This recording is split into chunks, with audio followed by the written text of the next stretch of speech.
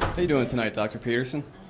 Not too bad. Pretty good questions so Good. far. A little on the brutal side, I might say, but I'm incredibly nervous to talk in front of you because you've got to be one of the most formidable people that I've ever heard of or ever listened to or ever seen. So my question is, again, you're one of the best communicators that I've ever listened to.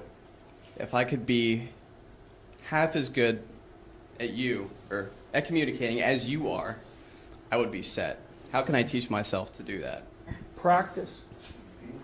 You know, really, like, well, there's a couple of things. It helps to read a lot.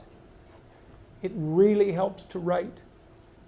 So if you want to make yourself articulate, which is a very good idea, then not only should you read, but you should write down what you think. And if you can do that a little bit every day, 15 minutes, maybe you could steal 15 minutes and do it every day. But if you do that for 10 years, you really straighten out your thinking. If you're going to speak effectively, you have to know way more than you're talking about, you know. So this is often difficult for beginning lecturers at university because they'll do a lecture on a topic, but they only know as much as they're saying in the lecture. And they get kind of stuck to their notes because of it. But you want to know 10 times as much as you are saying in the lecture, and then you can specify a stepping path through it and elaborate with the other things that you know. But to do that, you have to do a lot of reading. But you also have to do a lot of reading because that's where the synthesizing comes. So that's on the input side. And then on the output side, well, there's some techniques, let's say, is like if you're speaking in front of a group, you are not delivering a talk to a group. That's not what you're doing. The talk isn't a packaged thing that you present to a group. There isn't a group.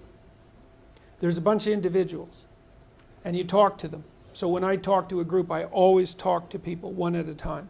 And that makes it easier too, because you know how to talk to a person. It's like, can you talk to 1,000 people? Well, probably not, because it's too intimidating. But there isn't 1,000 people there. There's 1,000 individuals. And so you just look at an individual and you say something, and you can tell if they're engaged. They look confused, or they look interested, or they look angry, or they look bored, or maybe they're asleep, in which case you look at someone else. And they give you feedback about how you're doing. And so one thing is to have something to say, yeah, but the next thing is pay attention to who you're talking to.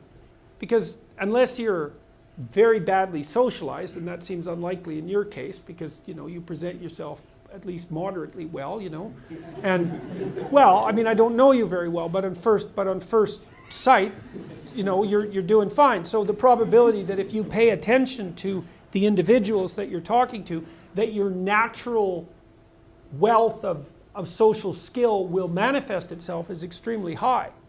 And so you don't deliver a talk to an audience. That's a really bad way of thinking about it. You're actually engaged in a conversation with an audience. Even if they're not talking, they're nodding and shifting position and looking like this, and you can pull all that in and use it to govern the level at which you're addressing the entire audience. So the last thing I would say is, well, having the aim to be a good communicator is a good start. And you think, well, I could buttress that to some degree. Well, there isn't anything that you can possibly, this is the whole point of a liberal education, there isn't anything that you can possibly do that makes you more competent in everything you do than to learn how to communicate. I don't care if you're going to be a carpenter. I mean, being a carpenter, by the way, is very difficult, especially if you're a good carpenter. But if you're good at communicating as a carpenter, you're like 10 times better as a carpenter. So, and this is something that the liberal arts colleges, I think, I don't know if they've forgotten it, but they don't do a very good job of marketing. It's like, well, what's the use of a bachelor's degree, a Bachelor of Arts? It's like, well, you can think, you can write, you can speak, you've read something. It's like the economic value of that is incalculable. The people that I've watched in my life who've been spectacularly successful they have skills. Clearly, that's a minimum precondition. But they're also very, very good at articulating themselves. And so whenever they negotiate, they're successful. Well, that's kind of like the definition of success in life, right? You negotiate and you're it doesn't mean you win. Because if you're a good negotiator, if you're a really good negotiator, everybody walks away from the negotiation thrilled. And so then people line up to do things with you. So, and that's all dependent on your ability to communicate. So practice. Thank you very much. Yeah.